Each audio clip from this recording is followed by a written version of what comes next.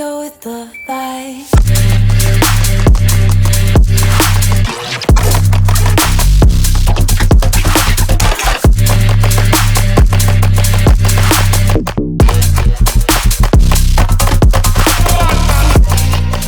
A review on the TLR-1 HP-X.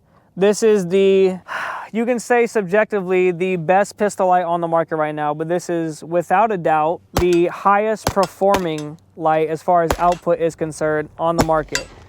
This now beats the X300 Turbo.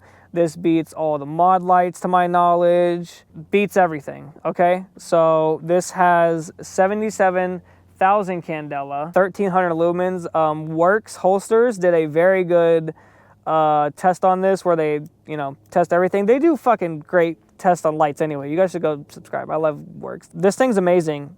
This fixes a little bit of the issues with TLR-1 HLs, like having to remove the light from the gun to replace the batteries. I know not a big deal, but I prefer to just leave shit on unless I have to switch it for some reason. That this hinge system failed. Kind of the reality of this, it's unfortunate, but that's kind of something you have to give or take. I have bashed this and it hasn't failed on me, but it is a failure point. That's just something to be aware of.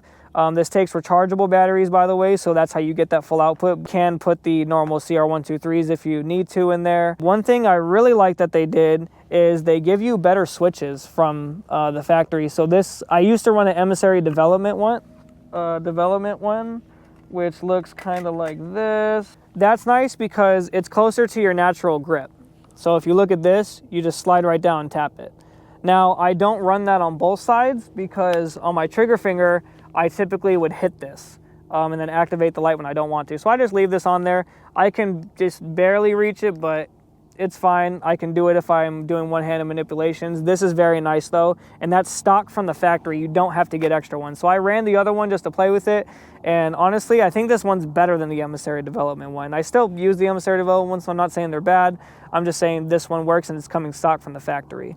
So this being the brightest light, this has rifle light performance on a pistol. So punching through window tints, blinding suspects, if that's what you're into, or just burning someone's eyeballs out, IDing things at extended distances, pushing through photonic barriers. So I mean, if someone has a rifle light pointed at you and they don't have a very high quality one, this will do it all day. Other pistol lights, this is gonna beat that.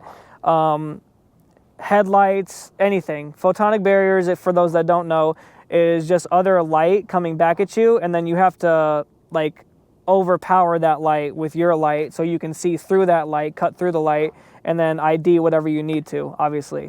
So this does that. Now, it is a very large light. The X300 is actually a little bit longer than this. I don't have one because every time I go to buy a Surefire, I just look at other options on the market and I end up elsewhere.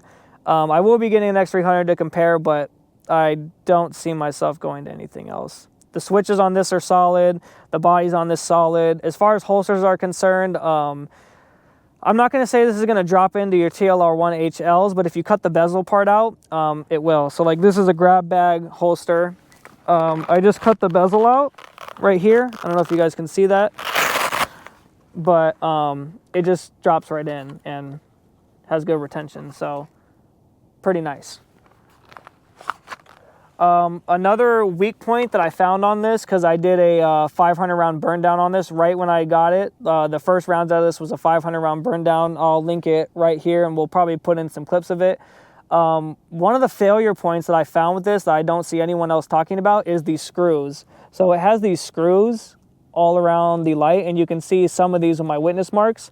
They're backing out, and these continue to back out. I haven't taken them out and put Loctite on them. They're not backing out as bad anymore, but I kind of tightened them.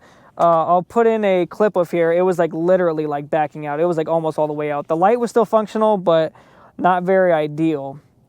Now, as far as water intrusion goes, I know they have like a depth rating, and I think it did pass in the Works one. I let this get drenched along with when I was testing the Acro, and it didn't seem to get any moisture in it. I think when I opened it, some of the water dripped in it, so it passed so far. There's no water in the lens or anything like that, so super solid. The clamp is one of the things I have problems with. So on lights, you have the little rail that goes across. With the Glock light or rail clamp, I don't know if you guys can see that. It moves up and down. So it doesn't really matter. I've never had it fall off, but that's something that does kind of bother me. This one moves actually a lot less, and you can see it's not hugged up to the trigger guard, which I don't really like. However, it looks better because now it's flush with the comp.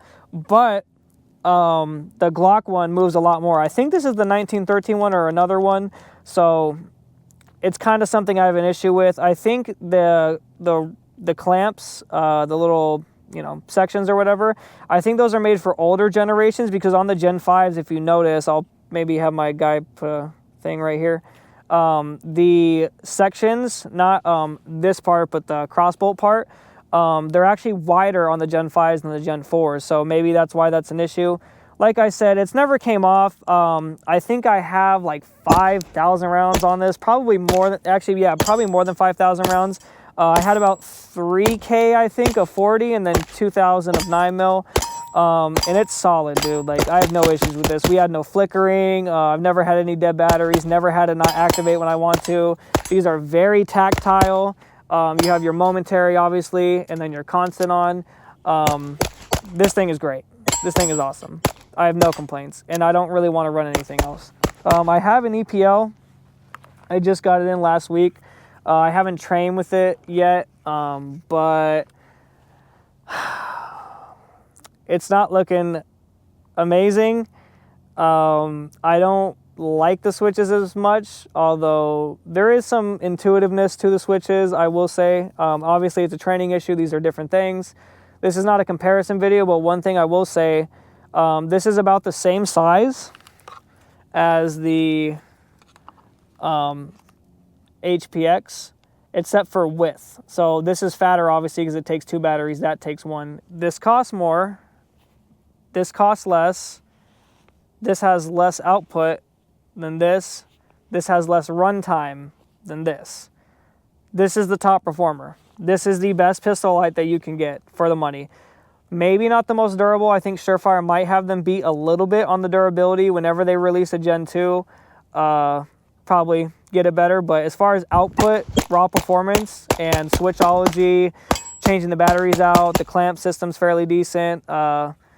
This thing's a solid performer. I recommend it highly, and I don't see a reason to get anything else, honestly, especially for a duty light. If you need a duty light, legit. If you need a light that maybe you like putting pistol lights on your rifle setups or your AR pistols, AK pistols, this thing will do it. Like, this has a lot of performance, and it's around $200 MSRP. I'm not selling anything YouTube, but solid for the money. I would buy this over a Surefire any day. So yeah, if you guys are looking for a pistol light, it's a hard one to pass up. This thing's legit. Another thing that I forgot to mention is weight. So this is actually a little bit lighter than this. One of the things I will say with this, because I used to run this, the TLR-1 HP-X, this is getting its own review. The weight on this is pretty substantial, and what I noticed is whenever I shoot this, it drives the gun down after recoil, which is kind of something you have to get used to. You can train out of it. I had a lot of issues at first. I still kind of have some issues here and there. Kind of what I learned is you just have to hold the gun instead of driving it, instead of trying to overdrive it like your brain's going to want to do because of muzzle flip and stuff like that. You want to just hold the gun there, okay? You still want to do your recoil control, but you want to hold the gun there and not do any like vertical recoil control. So it does soak up some of the recoil, but it almost overdrives the gun and your muzzle dips. So that's something to be considerate of, but that could just be a me issue. I don't know if anyone else has this issue. That's just something I noticed with this and just something I had to get used to. But other than that, good. Have a good one. Bro, all my mags are fucked.